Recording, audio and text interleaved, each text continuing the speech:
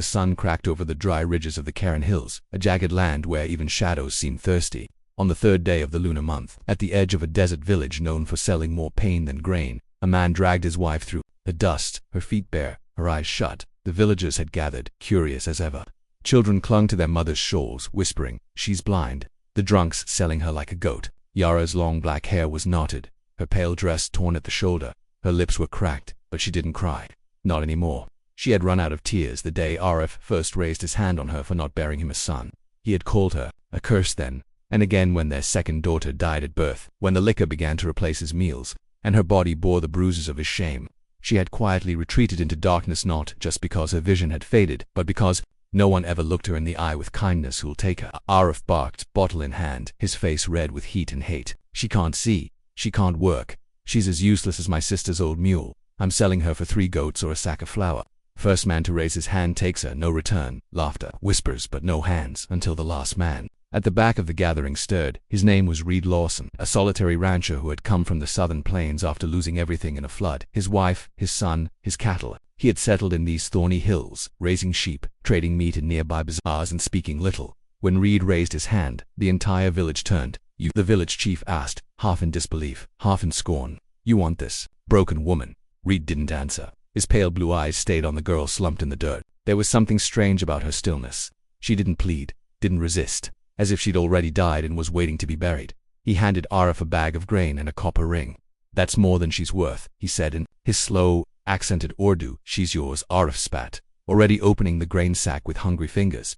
"Don't bring her back." Reed didn't touch her hand or offer her comfort. He only said, "Come," and waited. Yara stood slowly. She hadn't walked alone in weeks. She stumbled after him, guided more by instinct than trust. The walk to his ranch was long. No one spoke. The desert wind howled across barren fields, lifting veils of dust into the sky. When they reached the wooden gate of his home built into the hillside with mud bricks and cedar beams, Reed opened it and stepped aside. "Food, water, rest," he said simply. She collapsed onto the mat just inside the doorway. The first 3 days, she didn't speak. Neither did he. Reed worked from dawn till dusk, chopping wood, feeding sheep, repairing his fence. Yara stayed in the shaded corner of the single-room hut, silent, her sightless eyes never moving. She seemed to listen with her whole body. Scrape of tools, the sigh of sheep, his footsteps in gravel. She never asked where she was or what he planned to do with her. On the 4th evening, she finally whispered, "Why?" Reed looked up from sharpening his knife. "Why? What? Why by me?" Her voice was calm, curious, not bitter. "You were being thrown away," he said. "I needed a cook." She let out a breath, almost a laugh. "You could have bought a pan instead." He didn't smile. "A pan doesn't need saving." Silence again, but something shifted in her then. That night, she asked for lentils and cooked with trembling hands. She didn't eat with him but left the food by the door. One night, a week later, while he was feeding the fire, she asked softly, "Do I frighten you?" Reed frowned. "Why would you?" "Because you bought a blind woman who doesn't beg or cry, who doesn't ask for mercy. That's not natural, is it?" He met her gaze even, though she couldn't see it. "No, but I'm not scared. I'm just watching." She tilted her head. "But I'm the one who's blind." He didn't reply that night. Long after she'd fallen asleep on her straw mat, Reed sat under the stars, trying to ignore the feeling gnawing at his chest. There was something wrong, something that didn't add up. She was too quiet, too still, too aware. And when he stood to go inside, he caught a strange sight through the doorway. Yara, lying still with her back turned, had opened one eye. It was faint, just a slit, but it was unmistakable. She wasn't blind, or at least, not completely. The next morning, Reed said nothing about what he had seen. He poured her tea like always, placed the worn cup on the flat stone by the window, and stepped outside to the bleating of sheep. The desert wind had returned with a fury, pushing dust through every crack in the wooden frame. Yet inside that hut, a storm much quieter raged, a storm Reed couldn't name all day. He watched her, how she moved when she thought he wasn't looking, how she found the pot before her fingers touched it, how her eyes sometimes fluttered open only for a second as if measuring light, and how when she heard him enter she shut them fast again by evening. The suspicion in Reed's heart had curdled into a heavy certainty. She wasn't blind, not entirely, and the question that haunted him wasn't why she lied, it was what truth she was hiding from that night. As they sat near the fire, he didn't wait. "You see me, don't you?" he asked quietly. Yara didn't flinch. She sat perfectly still, the firelight painting warm shadows across her face. "I saw your eyes open," he said. "You're not blind." A pause, long enough to make the coals crackle louder between them. "I never said I was," she replied. His jaw tightened. "Your husband did. The whole village believes it."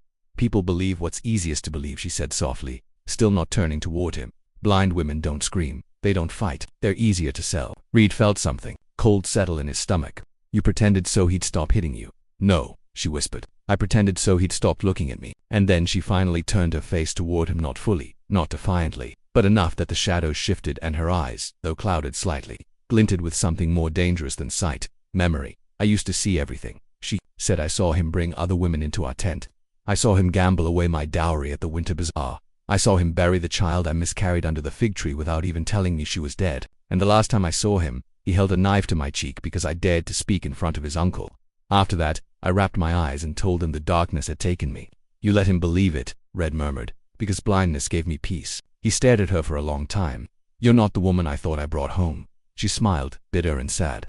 You thought you were saving someone helpless. I thought I was giving someone safety, and now he stood. The fire hissed as he stepped around it. She tensed, expecting fury or perhaps pity, but all he did was kneel beside her mat.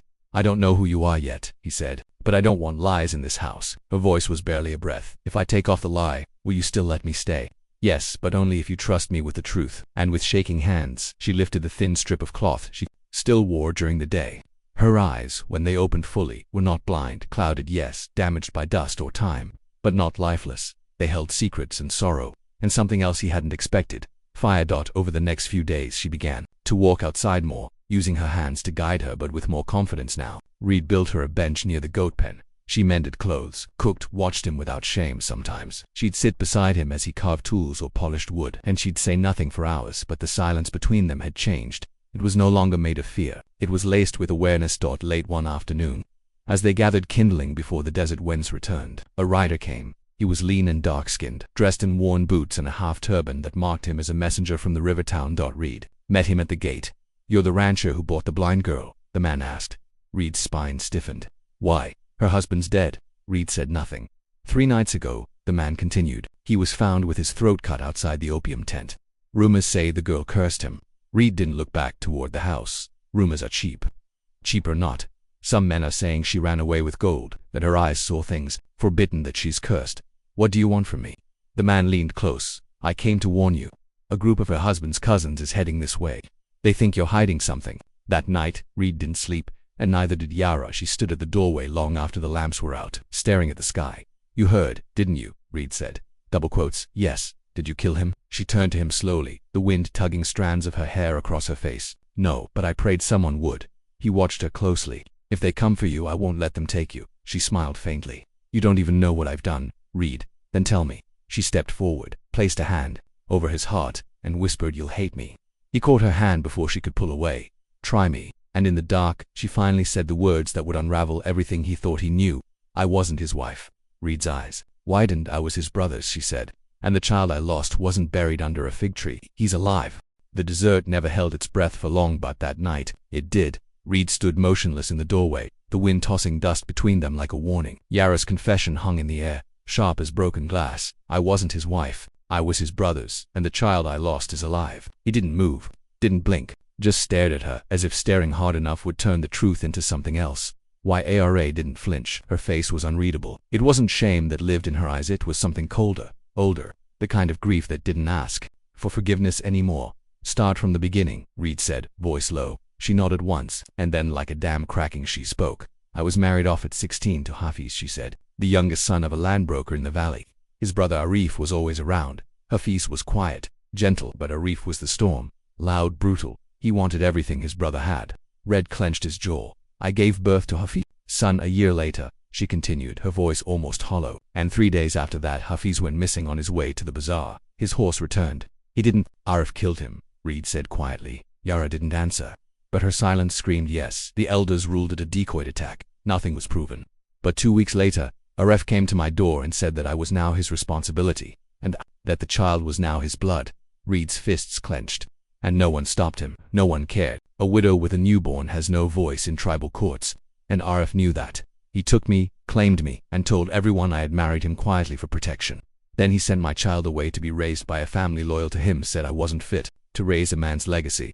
I haven't seen my son since he was 3 weeks old. Her voice cracked then, the first sign of something human beneath all that restraint. Why didn't you run? Reed asked. I tried, she whispered, twice.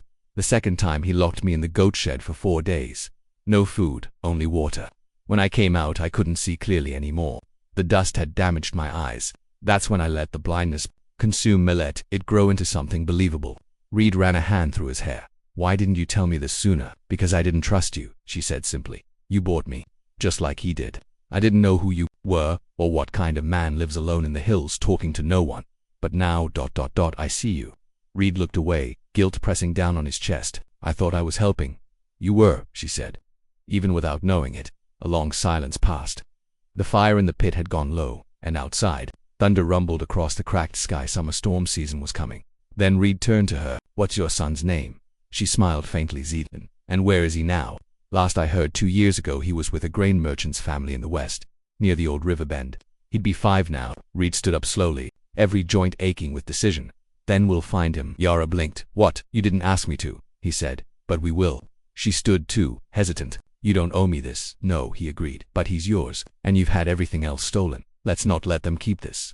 The journey took 2 days on horseback. Reed left a neighbor in charge of the flock. Yara rode behind him, wrapped in a thick shawl, her eyes shaded from the blinding sun. At night, they camped beneath dry fig trees, drinking from a single goatskin flask, speaking only when necessary. She was quieter than ever. Red, too, carried a growing ears, not just about what they might find, but who might be following them. And on the morning of the 3rd day, as the reeds thickened near the old river bend, they spotted smoke from a cooking fire. Children's laughter carried across the breeze. Reed dismounted. Stay here, he said gently. Yara grabbed his sleeve. No, if he sees me, I want to be the one. Reed nodded once. They walked the last stretch together. The hut was simple clay walls, a broken gate, 2 chickens in a rusted coop. An old woman sat outside grinding wheat, her eyes wary as they approached. Peace to your house, Reed said. Depends who brings it, the woman replied. We're looking for a boy, Yara said softly. His name is Zealand. The woman squinted. We don't trade children. I'm his mother. That silenced her. From inside the hut, a small figure emerged, thin boy with big black eyes and dirt-streaked cheeks. He stared at them silently, a chipped wooden horse in his hand. Yara's knees nearly buckled. Zealand, she breathed. The boy looked at her, blinking, then turned to the old woman. Nani, who is that? Yara crouched, tears streaming. I'm your mother, Jan. I came late, but I came. The boy clutched his toy tighter. My mother died. That's what I was told. The old woman. Study's been told many things. Girl, RF pays well to keep it that way. Reed stepped forward. We're taking him. We'll pay, if needed. The woman spat in the dust. This isn't about coin. RF's men passed through yesterday, looking for her. Yara paled. They're closed half a day, maybe less. And if they find you here, they won't leave you breathing. Reed turned to Yara. We have to go now. But Yara didn't move. She stared at the boy, his small face, his thin arms, the way he kept glancing at the old woman for cues. I can't take him like this, she whispered. He doesn't know me. He's afraid. You'll have time, Reed said, urgency rising. No, Yara said. I need to go. But he must stay for now. If they find him with me, they'll hurt him. Reed stared at her, shaking his head. We may not get another chance. She turned to him with a quiet strength.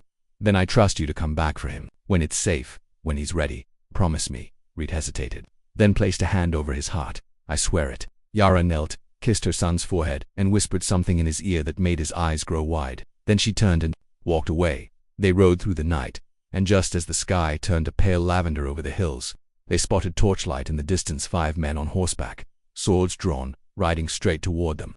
The desert had never felt this wide. Torchlight tore across the hills behind them. 5 riders, armed and relentless.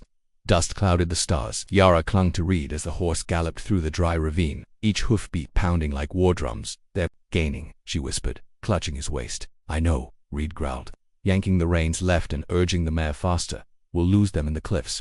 But even as he said it, he wasn't sure. The pass ahead twisted like a snake. The cliffs there were high, full of cracks and dead-end caves. Reed had hunted coyotes in those rocks. He knew the paths, but he also knew how quickly a wrong turn could lead to death. Behind them, the riders whooped. Reed risked a glance back. The one leading them wore a dark red scarf and rode a pale stallion. A rift it had to be. And even from this distance, Reed could feel the heat of hate coming off that man like a firestorm.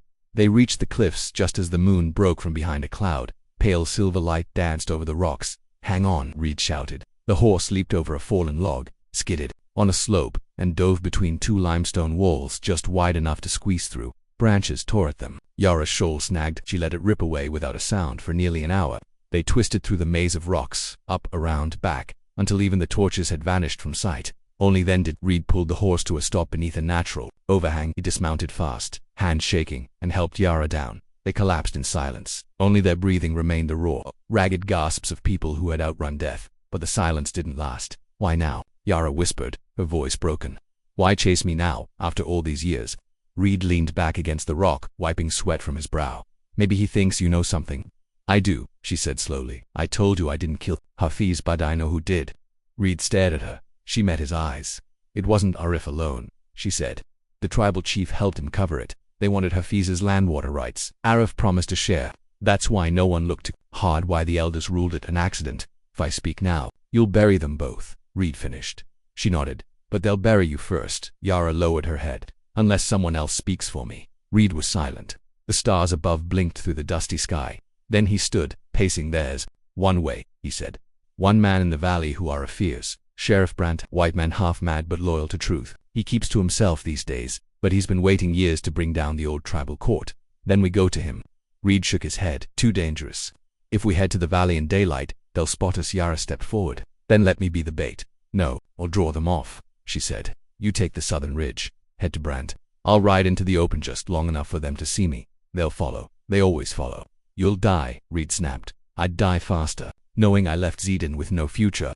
Reed stared at her dart, and in that moment, beneath the cliffs and stars, he saw not the broken girl sold like cattle but a mother, a warrior, a woman who'd rather burn than bend again. He hated her plan, but he couldn't stop her. And so, by dawn, they rode separate ways. Yar. Aeon Reed's second mare headed north, her figure cloaked, her eyes alert. Reed watched from the ridge as Arif's scout spotted her. Dust rose behind them like smoke. From hell. She didn't look back.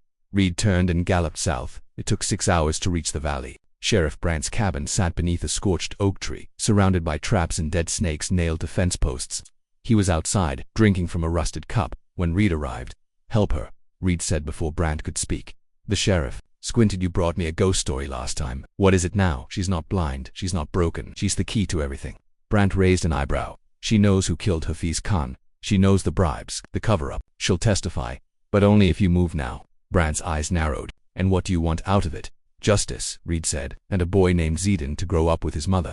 Brandt stood slowly, tossed the cup aside, and whistled. Within minutes, 5 deputies on horseback emerged from the woods behind his shack. "We ride now," Brandt said. By evening, they found her. She was kneeling in the sand near the dry riverbed, blood staining the back of her shawl. Arif stood over her, sword raised. "You always were too clever," he snarled. "Blind. My foot. You think you can make a fool of me?" Yara said nothing. Her eyes were open now, red, weeping from dust but clear, defiant. "I should have killed you the night Hafiz died." "You didn't," she said. "You were too afraid."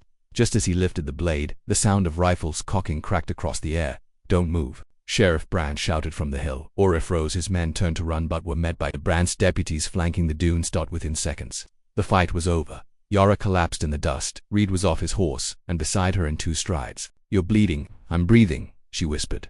He held her close. Later, when Brandt cuffed Arif and dragged him toward the horses, the man screamed curses into the wind. "You think this changes anything? The council won't protect you. The elders will deny her. She's nothing." Brandt shoved him forward. "She's the truth, and she's not alone anymore."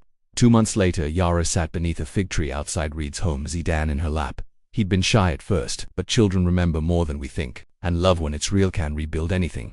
Brandt had taken her statement. Arif was imprisoned pending trial. And slowly, the whispers in the mountains changed. She wasn't blind, they said. She was brave, and one day the boy would grow up to tell the story. My mother lost her sight to save her soul, and a lonely rancher saw her clearer than anyone ever did.